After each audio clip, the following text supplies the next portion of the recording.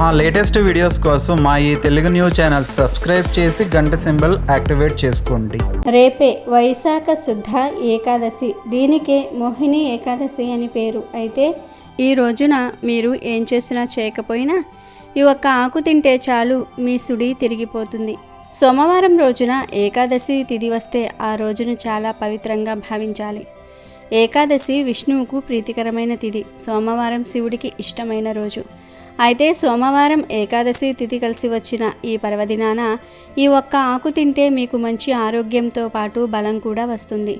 ఆ ఆకు తినటం వల్ల మీకు ఉన్న బద్ధకం కూడా పోతుంది. ప్రత్యేకించి ఏకాదశి రోజున ఈ ఆకు తింటే మీ సుడి విపరీతంగా మారిపోతుంది.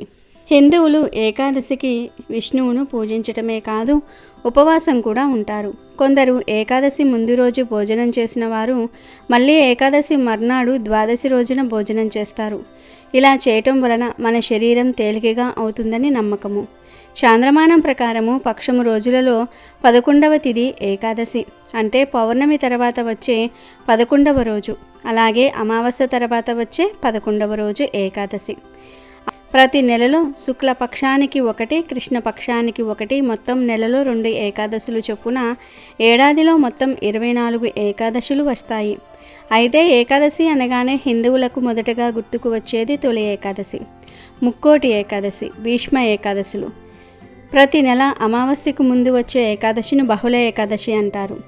ఇలా ఏకాదశిలో 12 బహుళ ఏకాదశులు వస్తాయి. అయితే ఈ ఏకాదశి ప్రాముఖ్యత ఏమిటి అంటే ఈ ప్రత్యేకమైన రోజుల్లో ఆహారం తినకుండా ఉపవాసం ఉంటారు. దీనివలన ఆరోగ్యము, శరీరంలో చురుకుదనము వస్తాయని పెద్దల నమ్మకం. ఏకాదశి రోజు లక్ష్మీ నారాయణులను పూజిస్తారు. పద్మపురాణం ప్రకారం ఏకాదశి ఉపవాసం ఆచరించటం వల్ల ఎన్నో యాగాలు చేసిన పుణ్యఫలం కూడా లభిస్తుంది. జన్మ జన్మలలో చేసిన పాపాల నుంచి విముక్తి కలుగుతుంది. ఏకాదశి రోజు రాత్రి జాగారం చేసి విష్ణునామ స్మరణ చేయాలి. ఇలా చేయటం వల్ల సంపద, సంతోషము, శ్రేయస్సు పొందుతారు. ఈ ఏకాదశి వ్రతం ఆచరించటం వల్ల దీర్ఘకాలిక రోగాల నుంచి ఉపశమనం కలుగుతుంది. చర్మ రోగాల నుంచి విముక్తి లభిస్తుంది. ఏకాదశి రోజు బ్రహ్మ ముహూర్తంలో నిద్రలేచి స్నానం చేయాలి. పూజ గదిని శుభ్రం చేసుకుని విష్ణుమూర్తి విగ్రహాన్ని ఏర్పాటు చేసుకోవాలి. గంగాజలంతో అభిషేకించాలి. తులసి ఆకులతో స్వామిని పూజించడం వల్ల విష్ణుమూర్తి ఆశీస్సులు త్వరగా లభిస్తాయి. ఏకాదశి రోజు అనారోగ్య బాధితులకు పండ్లు, దుప్పట్లు దానం చేయటం వల్ల దీర్ఘకాలిక వ్యాధుల నుంచి ఉపశమనం లభిస్తుంది. అయితే ఎంతో పవిత్రమైన ఈ ఏకాదశి రోజు ఏ ఆకు తింటే మీ సుడి తిరిగిపోతుందో ఈ వీడియోలో వివరంగా తెలుసుకుందాము. అంతకన్నా ముందు మా వీడియో నచ్చితే లైక్ చేసి షేర్ చేయండి. అలాగే మా ఛానల్ని కూడా సబ్స్క్రైబ్ చేసుకుని మాకు సపోర్ట్ చేయండి. ఇక వీడియోలోకి వస్తే ప్రతి ఏకాదశికి ఏదో ఒక విశిష్టత అయితే మాత్రం ఉంటుంది. శ్రీ మహావిష్ణువుకు ఎంతో ప్రీతికరమైన మాసం వైశాఖ మాసం. అనేక పుణ్య విశేషాలను తనలో దాచుకున్నదిగా ఈ మాసం కనిపిస్తూ ఉంటుంది. ఆ క్రమంలో వచ్చే వైశాఖ శుద్ధ ఏకాదశి కూడా ఎంతో విశేషాన్ని, విశిష్టతను సంతరించుకొని కనిపిస్తూ ఉంటుంది. ఈ విశేషం కారణంగానే ఈ రోజున అన్నవరంలోని సత్యనారాయణ స్వామి కళ్యాణోత్సవాన్ని అంగరంగ వైభవంగా నిర్వహిస్తూ ఉంటారు. మోహిని ఏకాదశిగా పిలువబడే ఈ రోజున చేసే విష్ణు ఆరాధన అనంతమైన పుణ్య ఫలితాలను ఇస్తుందని ఆధ్యాత్మిక గ్రంథాలు తెలుపుతూ ఉన్నాయి. జీవితంలో అనేక కష్ట నష్టాలు ఎదురవుతూ ఉంటాయి. ఒకదాని తరువాత ఒకటిగా వచ్చి పడే సమస్యలు సతమతం చేస్తూ ఉంటాయి. ఆర్థికపరమైన ఇబ్బందులు ఎదురవుతూ మానసిక శాంతికి దూరం చేస్తూ ఉంటాయి. ఇలాంటివన్నీ కూడా పూర్వజన్మ పాపాల ఫలితంగా జరుగుతూ ఉంటాయి. అలాంటి పాపాల బారి నుంచి బయటపడి పుణ్యరాశిని పెంచుకునేదిగా ఏకాదశి వ్రతం కనిపిస్తూ ఉంటుంది. ఆ పుణ్యరాశి కారణంగా ఉత్తమ గతులు కలిగేలాగా చేస్తుంది. అందుకే ఏకాదశి రోజున ఆ శ్రీమన్నారాయణుని భక్తి శ్రద్ధలతో పూజించుకోవాలి. ఆ స్వామి నామాన్ని స్మరిస్తూ, స్తోత్రాలు పఠిస్తూ, కీర్తనలు ఆలపిస్తూ పారాయణాలు చేయాలి. ఉపవాస దీక్షను చేపట్టి జాగరణంతో స్వామిని సేవించాలి. ఈ విధంగా చేయటం వలన సంపదలు, సంతోషాలే కాదు మోక్షానికి అవసరమైన అర్హత లభిస్తుందని స్పష్టం చేయబడుతోంది. విష్ణువు తన స్త్రీ అవతారమైన మోహిని రూపాన్ని ధరించిన రోజును పురస్కరించుకొని ఈ మోహిని ఏకాదశిని హిందువులు జరుపుకుంటూ ఉంటారు. ప్రతి సంవత్సరం వైశాఖ మాసం శుక్ల పక్షాన 11వ రోజున ఈ పండుగ జరుపబడుతోంది. ఈ రోజు ఉపవాసం ఉండటం అత్యంత ముఖ్యమైన చర్యగా పెద్దలు సూచిస్తూ ఉంటారు. రోజంతా నిష్ఠతో దేవుణ్ణి భక్తి శ్రద్ధలతో పూజించి ఉపవాసం ఉండటం ద్వారా ఆర్థిక నష్టాలకు స్వస్తి పలికి ఆరోగ్యకర లాభదాయక జీవనానికి మార్గ సుమంగనం అవుతుందని భక్తుల ప్రగాఢ నమ్మకం. ఈరోజు విష్ణు దేవాలయాలన్నీ కూడా భక్తులతో కలకలలాడుతూ యజ్ఞ యాగాదులతో పూజా పునస్కారాలతో నూతన వైభవాన్ని సంతరించుకుంటూ ఉంటాయి. కేవలం విష్ణు దేవాలయాలే కాకుండా విష్ణువు దశావతారాలకు సంబంధించిన దేవాలయాల్లో కూడా ఈ పండుగ ప్రత్యేకంగా జరుపబడుతుంది. ఈరోజు ఉపవాసం ఉంటే ఎంతో పుణ్యం వస్తుంది. ఈ ఉపవాస దీక్ష ఫలితాలను గురించి వశిష్ఠుడు శ్రీరాముడికి మరియు కృష్ణుడు పాండవాగ్రజుడైన ధర్మరాజునకు వివరించారు. అంతేకాదు సూర్య పురాణంలో కూడా తెలుపబడినది. ఈ వ్రతం ఆచరించటం ద్వారా యజ్ఞ యాగాదులతో పాలు పంచుకోవటం కన్నా తీర్థయాత్రలకు వెళ్ళటం కన్నా ఉత్తమ ఫలితాలను పొందవచ్చునని మరియు జనన మరణాల బాధలు లేకుండా కైవల్యాన్ని పొందగలరని పురాణాల్లో చెప్పబడింది. ఈ మోహిని ఏకాదశి వెనుక ఒక కథ కూడా ఉంది. దేవదానవుల క్షీరసాగర మదనంలో అమరత్వాన్ని ఇవ్వగలిగిన అమృత భాండం ఉద్భవించింది. కానీ ఈ అమృత భాండం తమకే సొంతం కావాలని భావించిన ఇరు వర్గాల మధ్య జరిగిన పోరులో దానవుల చేతికి అమృత భాండం చిక్కితే వారు అమరులవ్వటం వలన లోకాలు అల్లకల్లోలమవుతాయని భావించిన దేవతలు తెలివైన విష్ణువే ఈ సమస్యకు పరిష్కారాన్ని చూపగలడని తెలుసుకొని ఆశ్రయించారు. దానవులతో భౌతికంగా యుద్ధానికి దిగటం కన్నా తెలివితో జయించవచ్చునని భావించిన విష్ణువు అప్సరస వంటి మోహిని అవతారానికి సిద్ధమయ్యాడు. మోహిని అనగా ఆకర్షణ అని కూడా అర్థం ఉంది. అప్సరసను తలపించే అందంతో దానవుల దృష్టిని తన వైపు తిప్పుకోగలిగిన మోహిని దానవులకు అనుమానం రాకుండా వారికి నీటిని, దేవతలకు అమృతాన్ని అందివ్వటంలో సఫలీకృతమైంది. ఈ కారణం చేతనే దేవతలు అమరులయ్యారు. ఈ విధంగా లోక కళ్యాణం కొరకు విష్ణువు దాల్చిన అవతారమైన మోహిని రూపానికి ప్రతీకగా ప్రతి ఏటా వైశాఖ శుక్ల పక్ష 11వ రోజున ఈ మోహిని ఏకాదశి జరుపుతూ ఉంటారు. అంటే ఈ ఏకాదశికి ఇలా పేరు రావడానికి కారణం ఈ కథ. మోహిని ఏకాదశి రోజు చాలామంది ముందు రోజు రాత్రి అంతే దశమి రాత్రి నుండే ఉపవాసం మొదలుపెట్టి మర్నాడు అంటే ద్వాదశి ఉదయం వరకు ఉపవాస దీక్షను కొనసాగిస్తారు. ఇలా కుదరని పక్షంలో ఏకాదశి రోజైనా ఎలాంటి ఆహారము తీసుకోకుండా ఉపవాసం ఉంటే ప్రయత్నం చేస్తారు. ఇవాటి ఆరోగ్య పరిస్థితులను బట్టి అంతటి కఠినమైన ఉపవాస ఆచరణ కష్టం కాబట్టి బియ్యంతో చేసిన పదార్థాలను తీసుకోకుండా పండ్లు, పాలు వంటి అల్పాహారాలతో ఉపవాసం చేసుకోవచ్చు. ఉపవాసం చేసే సమయంలో ఎట్టి పరిస్థితుల్లోనూ కూడా నిద్రపోకూడదని శాస్త్రం చెప్తోంది. ఈరోజు అభ్యంగన స్నానం చేయాలని, విష్ణుమూర్తిని ధూప దీప నైవేద్యాలతో పూజించుకోవాలని, ఉపవాసంతో రోజును గడపాలని, దాన ధర్మాలు చెయ్యాలని పెద్దలు చెప్తూ ఉన్నారు. ఇవన్నీ కుదరకపోయినా కనీసం ఆ విష్ణుమూర్తిని పూజించే ప్రయత్నం చేయాలి. తన మోహిని అవతారంలో ఎలాగైతే ఈ లోకానికి క్షేమంగా మారాడో అలా మన కష్టాలన్నీ కూడా తీర్చమంటూ వేడుకోవాలి. అయితే ఈ మోహిని ఏకాదశి రోజు ప్రత్యేక స్నానం చేయాలని పండితులు చెప్తూ ఉన్నారు. ఈరోజు సూర్యోదయానికి ముందే నిద్రలేచి స్వచ్ఛమైన నీటితో స్నానం చేయాలి. అవకాశం ఉన్నవారు దగ్గరలో ఉన్న నదిలో స్నానం చేస్తే చాలా మంచిది. నదులు, చెరువులు, కాలువలు ఇలా మీకు ఏది అందుబాటులో ఉంటే అందులో స్నానం చేయండి. ఇవేమీ దగ్గరలో లేకపోతే చక్కగా ఇంటి వద్దే స్నానం చేయండి. అలా స్నానం చేసేటప్పుడు కొన్ని వేపాకులను లేదా తులసి ఆకులను నీటిలో వేసుకుని స్నానం చేస్తే మీకు ఉన్న రుగ్మతలన్నీ కూడా పోతాయి, పాపాలన్నీ కూడా పటాపంచలవుతాయి. గ్రహ దోషాలన్నీ కూడా, గ్రహ బాధలన్నీ కూడా, పాపాలన్నీ కూడా పటాపంచలవుతాయి. గ్రహ పీడలు, బాధలు, దోషాలు అన్నీ కూడా తొలగిపోతాయి. జన్మల దరిద్రం, పాపాలు, దోషాలు ఇలా స్నానం చేయటం ద్వారా పోతాయి. కనుక మోహిని ఏకాదశి రోజు ప్రతి ఒక్కరూ కూడా ఈ విధంగా స్నానం చేయండి. ఈరోజు పొరపాటున కూడా మద్యం మాంసం ముట్టవద్దు. ఎవ్వరితో కూడా గొడవలు పడవద్దు. వీలైనన్ని సార్లు ఓం నమో నారాయణాయ నమః అని పఠించండి. మీకు అన్ని శుభాలే జరుగుతాయి. మోహిని ఏకాదశి మహత్యాన్ని సూర్యపురాణంలో వివరించబడింది. ఒకసారి పాండవాగ్రజుడైన ధర్మరాజు శ్రీకృష్ణుడిని చూసి ఇలా ప్రశ్నించాడు: ఓ జనార్దన, వైశాఖ మాస శుక్లపక్షంలో వచ్చే ఏకాదశి పేరు ఏమిటి? దాన్ని ఆచరించే పద్ధతి ఏమిటి? దానిని ఆచరించటం వలన కలిగే ఫలితాలు ఏమిటి? దానికి శ్రీకృష్ణుడు ధర్మరాజుతో ఇలా అన్నాడు: ఓ ధర్మనందన, వశిష్ఠుడు శ్రీరాముడికి తెలిపిన ఒక కథను నేను నీకు వివరిస్తాను, సావధానంగా విను అని చెప్పాడు. ఒకసారి శ్రీరాముడు జనకపుత్రిక అయిన సీతాదేవి వియోగంతో అత్యంత వేదనకు గురై సమస్త పాప దుఃఖ వినాశకరమైన ఒక వ్రతాన్ని గురించి తనకు వివరించమని వశిష్ఠుడిని అడిగాడు. వశిష్ఠుడు ఈ విధంగా చెప్పాడు: శ్రీరామచంద్ర, నీ ప్రశ్న సకల మానవాళికి లాభదాయకమైనది. కేవలం నీ మంగళకర నామం ఉచ్చరించినందుకే మానవులు పునీతులై పవిత్రులై సమస్త శుభాన్ని పొందగలుగుతున్నారు.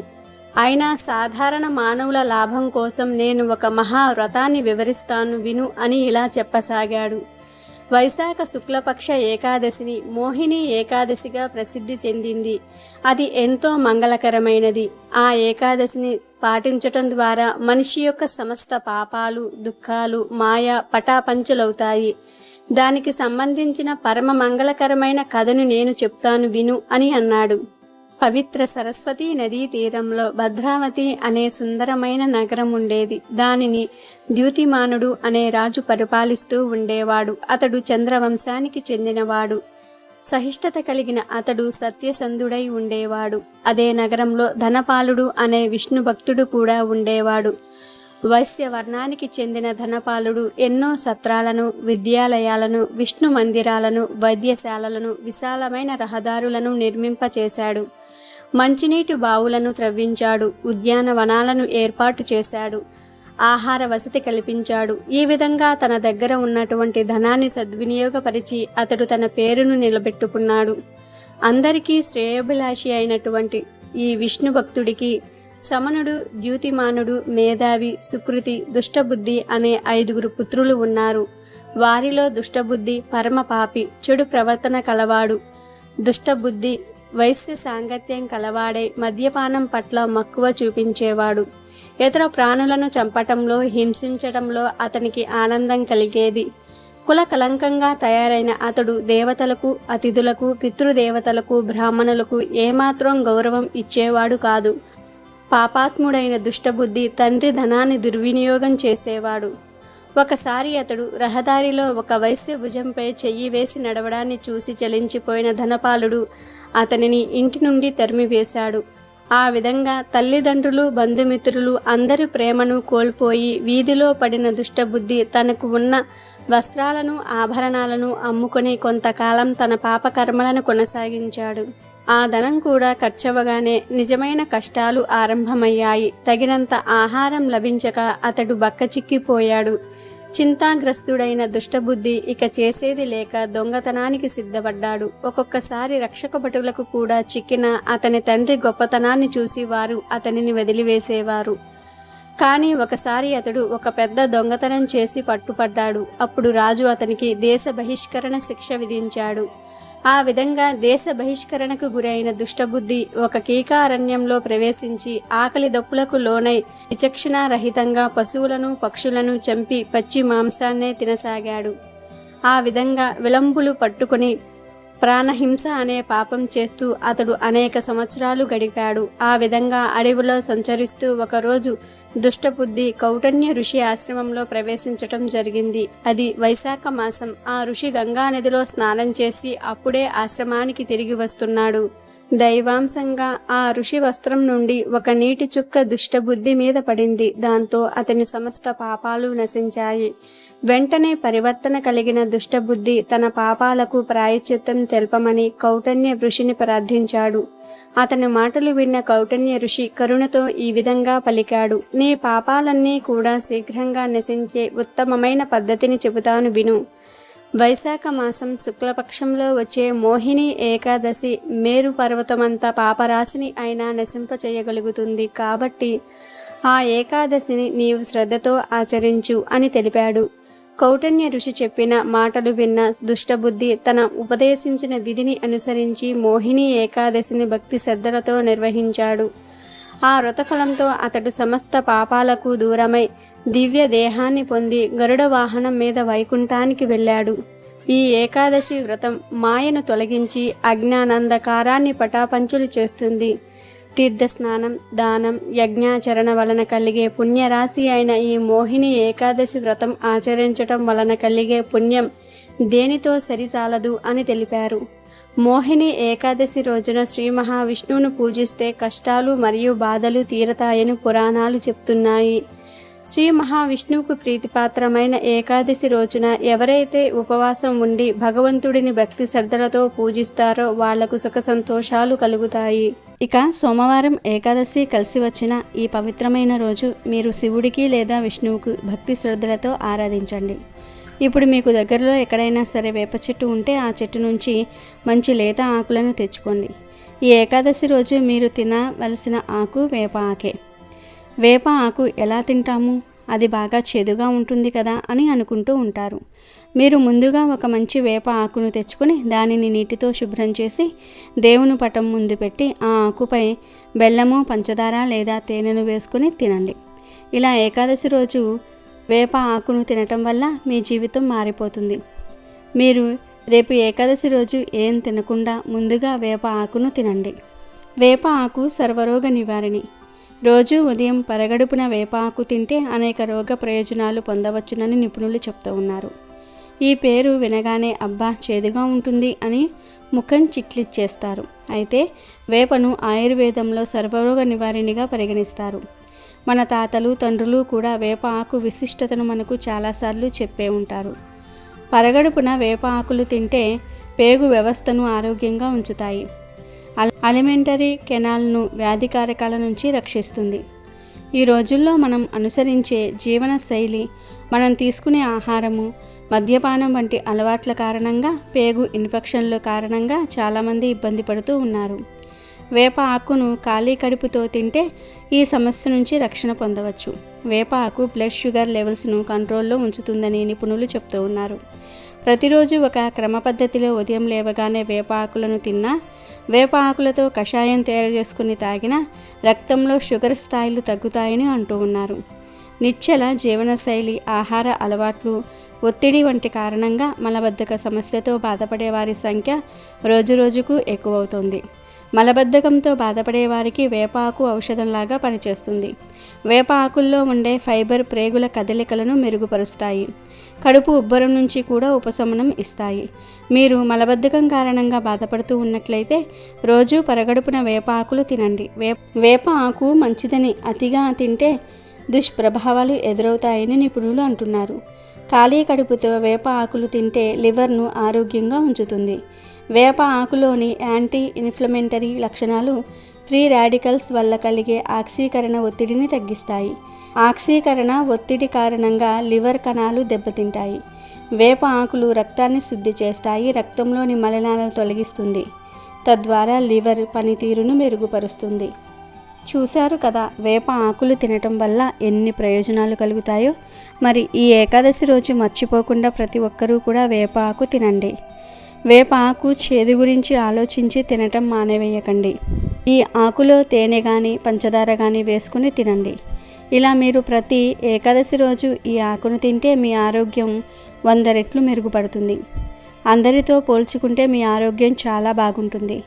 ఈ ఆకును తినేటప్పుడు ఇష్టంతో తినాలి. దేవుని మనస్సులో తలుచుకొని మా ఆరోగ్యం బాగుండాలి, మా ఆలోచన శక్తి పెరగాలి అని చెప్పుకొని ఈ ఆకు తినాలి. ఇలా తినటం వల్ల మీకు కలిగే ప్రయోజనాలు అంతా ఇంత కాదు.